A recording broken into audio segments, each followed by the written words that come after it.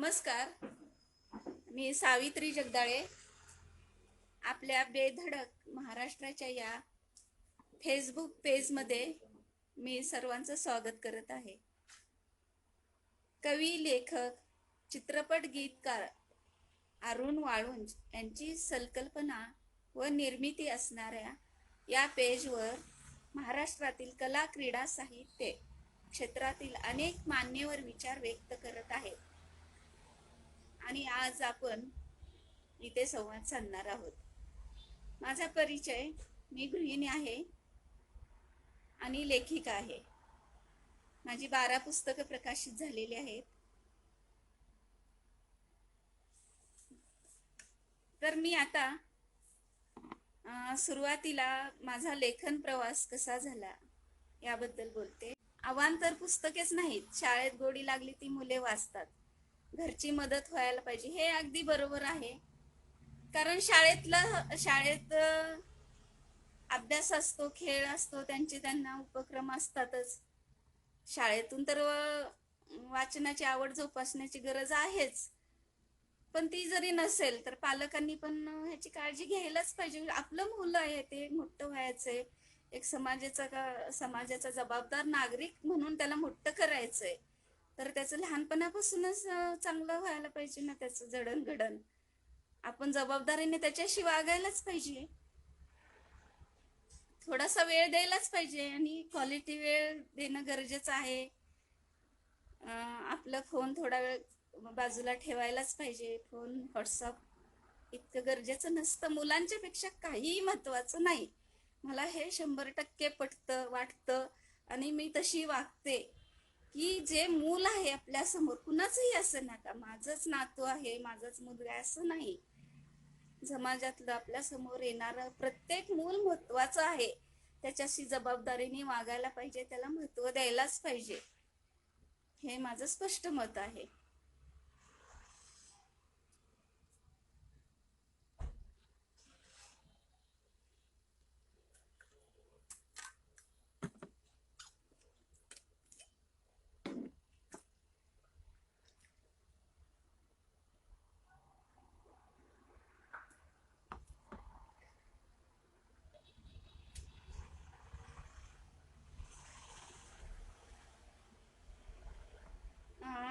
आम्ही आमच्या गावात 315 लहान मुलांची कथा, गोष्टी, महापुरुष अशी अनेक पुस्तके भेट दिली. खूप छान अनुभव आला. मुले वाचतात ती पुस्तके. हो, मुलांच्या पर्यंत जर पुस्तक मिळालं गेलं, मुलं वाचतातच. त्यांना ते जग अद्भुत जग असतं, ते आवडतच. मुलांसाठी अद्भुत लिहायला पाहिजे. कल्पना, परी, राक्षसांच्या गोष्टी आपल्याला सुद्धा आवडतात. एखाद्या परी येते, राजकुमार जंगलात गेलाय, त्याला संकटात सापडलाय, त्याला राक्षस अडवतोय, मारायला बघतोय, तेव्हा परी येते, तिची सुटका करते. ही गोष्ट मोठ्यांना आवडणार नाही का? आताच्या सिनेमात काय तेच असतंय ना, हिरो हिरोईनचं. मुलांना का आवडणार नाही? तर ह्या गोष्टी आवडतातच मुलांना. आणि पिक्चर मध्ये, टीव्हीत, पिक्चर, चित्रपटात बघण्यापेक्षा ते सगळं रेडीमेड आहे. पण पुस्तकात जेव्हा वाचतो ना आपण, तेव्हा आपल्याला ते आपण आपल्या मेंदूतून कल्पना निर्माण होतात. पुस्तक वाचतो तेव्हा पुस्तकात जे समोर मजकूर असतो त्यातून आपण कल्पना निर्माण करतो. आपल्या डोक्यात आपल्या बुद्धीनुसार, आपल्या कृतीनुसार चित्र तयार होतं. आपल्या मेंदूला काम मिळतं वाचनामुळं. टीव्ही बघण्यामुळं मेंदूला फारसं काम मिळत नाही. मेंदूची वाढ होईलच असं नाही. माझं काय हे फार तज्ञ मत नाहीये, पण असं मला वाटतं की वाचनातून जेव्हा मेंदूची वाढ होते, आपल्या कल्पनाची वाढ होते, तसं टीव्हीतून होत नाही. टीव्ही रेडीमेड, टीव्हीमुळे कसं रेडीमेड मिळतं सगळं, मेंदूला निर्मिती क्षमता कमी होते असं मला वाटतंय. टीव्ही बघू तेव्हा थोडा वेळ. हे अलीकडच्या ह्या गोष्टी आहेत ना, आपण टाळू शकत नाही ह्या गोष्टींचं. मोबाईल पण थोडा वेळ बघू द्यावा, पण त्याला किती बघायचं ह्यालाही मर्यादा पाहिजे. आणि मुळात आपणच सतत जर पुस्तकात राहिलं, मोकळा वेळ पुस्तकात दिला, त्याच्याशी गप्पा मारताना पुस्तकातल्या गप्पा मारल्या तर नक्कीच मला वाटतं मुलं पुस्तकाकडे वळतील.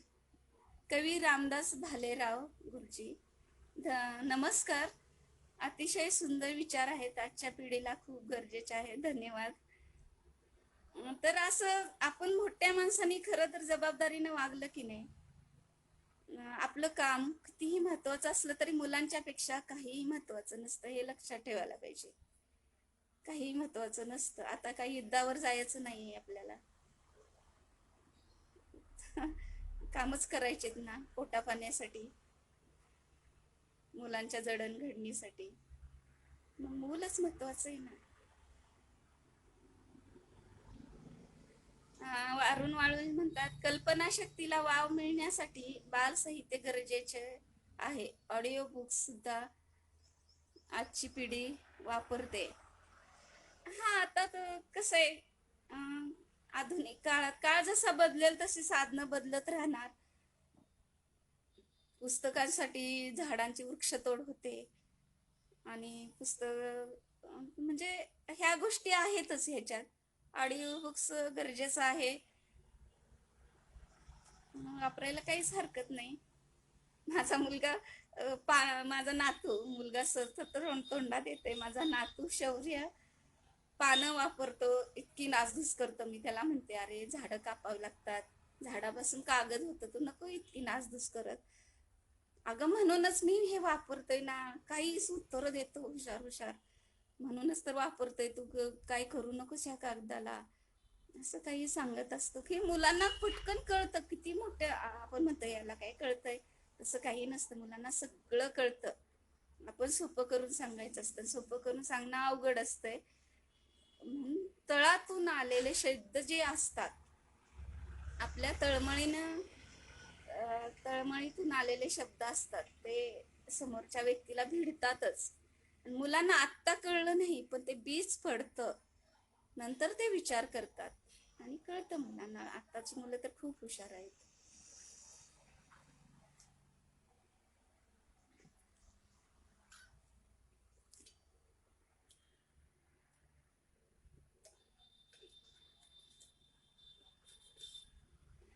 श्रीकृष्ण जगदाळे यांचा मेसेज येतोय, पण इथं काही दिसत नाहीये.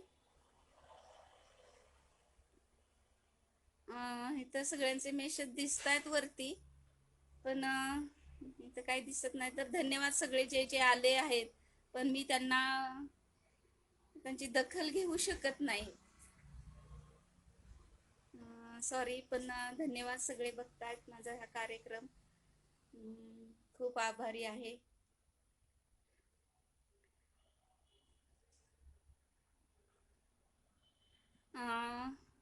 वाळून सर म्हणतायत, आपले आगामी काही बालसाहित्य प्रकाशित करण्याचा विचार आहे का? असेल तर कुठली पुस्तकं आहेत?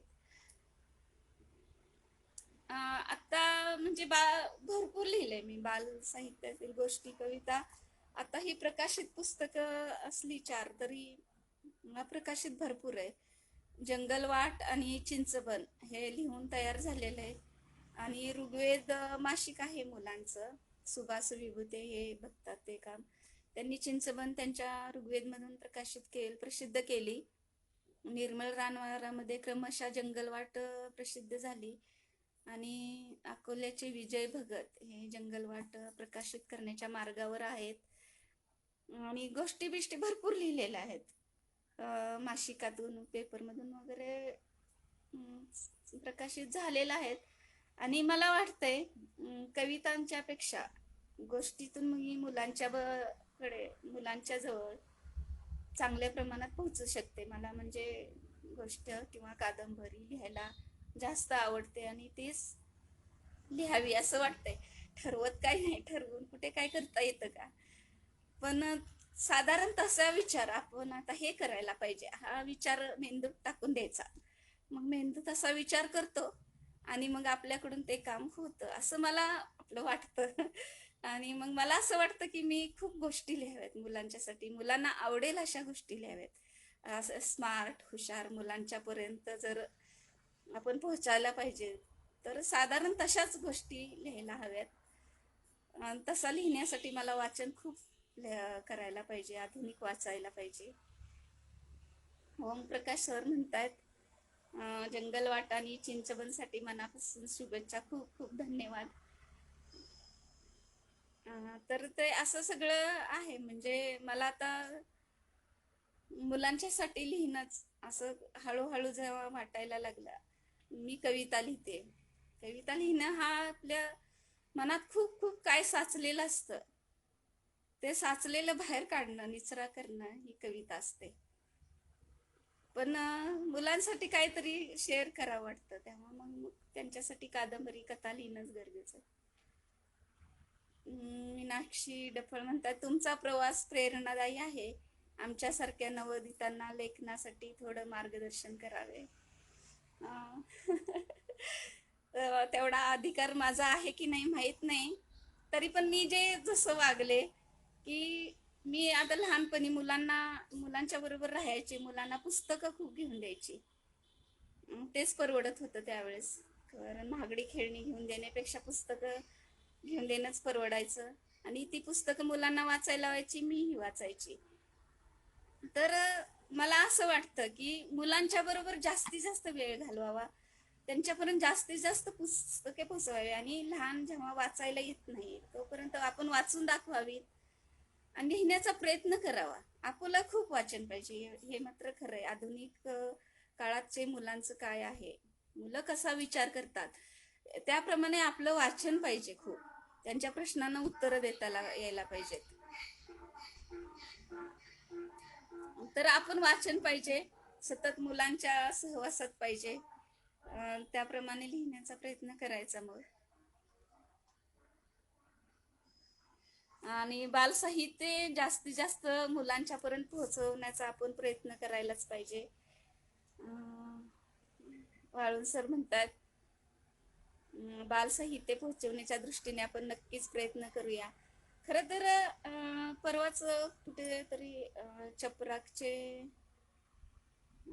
संस्थापक आणि संपादकांनी पोस्ट पाठवलेली की घरं बांधतो आपण तेव्हा पुस्तकांचा कप्पा, किचन करतो आपण, बेडरूम, हॉल सगळं करतो, पण पुस्तकांसाठी कप्पा ठेवतात का कुठले बिल्डर? कपड्यांसाठी वॉर्डरोब करतो, पण पुस्तकांच्यासाठी काही करतात का बिल्डर? तर त्यांनी एक स्कीम पण ठेवली की जे बिल्डर पुस्तकांच्यासाठी कप्पा ठेवतील, घरातला कोपरा ठेवतील, त्यांना आम्ही पुस्तके देणगी म्हणून देऊ. तर असा सगळ्या बाजूनी प्रयत्न व्हायला पाहिजे. आपण वास्तुशांतीला जातो, वाढदिवसाला जातो, तेव्हा मुलांना गिफ्ट म्हणून पुस्तकं द्यायला पाहिजे, रिटर्न गिफ्ट म्हणून पुस्तकं द्यायला पाहिजे. मला हे सांगायला आवडेल, ऋग्वेदचे सुभाष विभूते आहेत, तर ते पुस्तक खूप स्वस्त विकतात. म्हणजे अक्षरशः 15 रुपये, 20-50च्या आसपास अशी त्यांच्या पुस्तकांच्या किमती असतात. तर अशा पुस्तकं रिटर्न गिफ्ट म्हणून आपण जेव्हा वाढदिवसाला गिफ्ट देतो, तेव्हा असं अशा पुस्तकांचा विचार नक्कीच व्हावा, त्यांच्याकडून पुस्तकं मागून घ्यावीत. आजऱ्याला असतात ते, तर नक्कीच असा विचार करावा. जास्तीत जास्त पुस्तकं, मी तर म्हणते पुस्तक अशी कुठेही पडायला पाहिजे, कुठेही मुलांना जिथे जाईल तिथे पुस्तकं दिसायला पाहिजे, त्यांनी उचलून घ्यायलाच पाहिजे हातात. आधी पुस्तकं हँडल करू देत मुलांना, मग ते पुस्तकातले एखादं अक्षर वाचू देत, 2 वळी वाचू देत, पुस्तकं दिसायला पाहिजे. असं करायला जिथे जाईल तिकडे पुस्तकं दिसायला पाहिजे. माझ्या घरात असंच असतं. घरातले मोठे माणसं ओरडतात, किती पसारा पडलाय, पण तुम्हाला पुस्तक उचलून वाचायची बुद्धी व्हावी म्हणून हा पसारा असतो. छान छान शोच्या वस्तू ठेवण्यापेक्षा पुस्तकं ठेवा ना घरात, कुठेही पडू देत की. आपलं ज्ञान वाढते, बुद्धी वाढते, आपली समज वाढते, समाजात कसं जगायचं, कसं वागायचं हेच पुस्तकामुळे कळतंय. पुस्तकं वाचू देत, आपणही वाचूया, मुलांनाही वाचू देत. स्नेहल गायकवाड म्हणतात, मुलांना वाढविण्यासाठी पुस्तकं भेट म्हणून देण्याची कल्पना खूप आवडली. हो, मी तर म्हणते, मी माझ्या भाऊबीजीला भावांना 1000 रुपयाच्या आणि 2-2 हजाराच्या साड्या आणायचे. त्यांना सांगायचे, अरे कशाला एवढे महागड्या साड्या आणता, मला त्यापेक्षा पुस्तकं आणायचं. 2-3 हजारात किती पुस्तकं येतील. काय ती साडी एकदा नेसायची. 500 रुपयाची साडी नेसली काय आणि 5 हजाराची नेसली काय, काय फरक पडतोय. 5 हजाराची पुस्तकं वाचली तर आपल्या ज्ञानात किती भर पडेल. आणि ती पुस्तकं अनेक जण वाचणार, पिढ्याने पिढ्या वाचणार. हं? मग आपण पुस्तकच भेट द्यायला पाहिजेत ना. हजारो लोकांना त्याचा उपयोग होईल. आपले घरातले नाही वाचले तर आपण लायब्ररीला भेट देऊ शकतो. किती पुढं पुढं जाईल पुस्तक. साड्यांचं, भांड्यांचं, शो वस्तूंचं होतंय का तसं. अरे सुंदर दिसण्यासाठी सुंदर विचार करायला पाहिजेत. सुंदर विचार येण्यासाठी चांगली पुस्तकं वाचायला पाहिजेत. आणि ती पुस्तकं वाचण्यासाठी आपण ती पुस्तकं विकत घेण्याची सवय लावायला पाहिजे. पुस्तकावर खर्च करूया. मला वाटतंय पुस्तके घेण्याची ऐपत नाही असं म्हणणं मूर्खपणा आहे. पुस्तकं विकत घ्यायलाच पाहिजेत. धन्यवाद स्नेहल गायकवाड. वाळून सर म्हणतात जबरदस्त विचार. अरे बापरे जबरदस्त व्यक्तिमत्व, छान संवाद. धन्यवाद धन्यवाद, खूप धन्यवाद. मला मला वाटतंय मला बोलायचं जमलं आहे म्हणजे.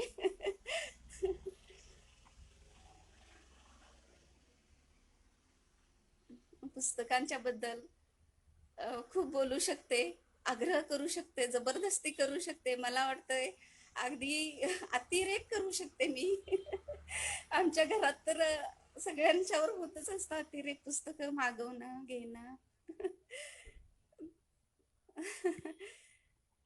वाळून सर म्हणतात छान जमलंय तर धन्यवाद.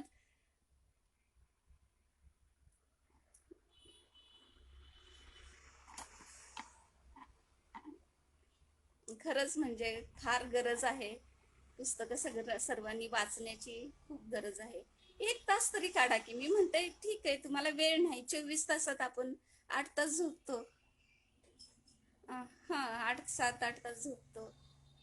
खाण्यापिण्यासाठी काय, पोटा पाण्यासाठी बाकीचे जे तास घालवतो आपण त्यातला फक्त 1 तास, 1च तास वाचनासाठी काढा.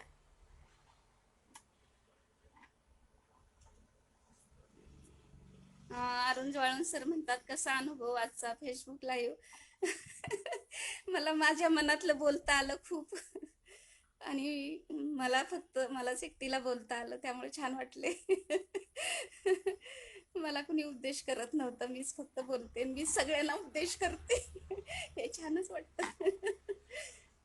आपलं सगळं ऐकून घेतात, हे छानच वाटणार ना. अनुभव एकदम छान आला, मस्त आला.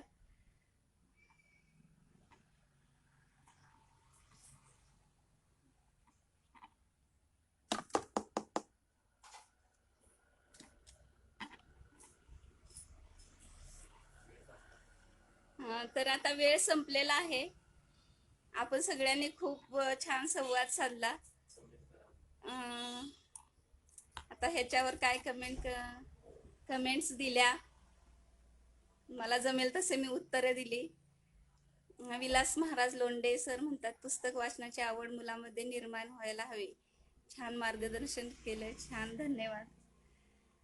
आपण प्रयत्न केला ना तर नक्की सगळं अशक्य गोष्टी काही नसतात.